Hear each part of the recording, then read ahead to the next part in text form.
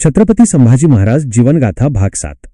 संभाजी महाराजांच्या मावळ्यांनी रामशेजचा किल्ला 6 वर्षांपर्यंत झुंजत ठेवला होता. संभाजीराजांच्या जीवनावर आधारित कादंबऱ्यांमध्ये व पुस्तकांत या लढाईचे वर्णन वाचायला मिळते. छत्रपती शिवाजी महाराजांच्या मृत्यूनंतर औरंगजेबाला वाटले की आपण सहज मराठेशाहीला जिंकू शकतो, म्हणून त्याने शहाबुद्दीन फिरोजजंग या सरदाराला महाराष्ट्राच्या मोहिमेवर पाठवले होते. सरदार फिरोजजंग रामशेजवर चाल करून आला तेव्हा किल्ल्यावर केवळ 600 मावळे होते.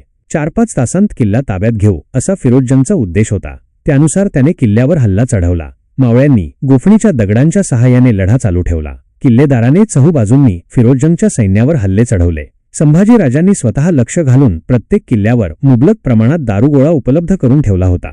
किल्लेदाराने आणि मावळ्यांनी जनावरांचे कातडे लावून लाकडाच्या तोफा बनवल्या आणि किल्ल्यावरून खाली तोफगोळ्यांचा मारा सुरू केला. या आक्रमणाने फिरोजजंग पार गांगरून गेला. 5 महिने झाले तरीही किल्ला काही जिंकता आला नाही. मुघलांचे तोफगोळे किल्ल्यावर पोहोचत नव्हते. मग त्याने आपल्या सैनिकांना आजूबाजूच्या जंगलातील झाडे तोडायला सांगितली. सगळी लाकडे जमा केली आणि किल्ल्याच्या उंचीचा 80 ते 90 तोफा आणि 200 सैनिक बसतील एवढा मोठा लाकडी बुरुज बनवला. या लाकडी बुरुजांवरून मुघल किल्ल्यावर तोफांचा मारा करू लागले. मराठे सुद्धा या लाकडी बुरुजांवर तोफगोळे डागत होते. मराठे मागे हटायला तयार नव्हते. फिरोजंगच्या हाती यश येत नव्हते.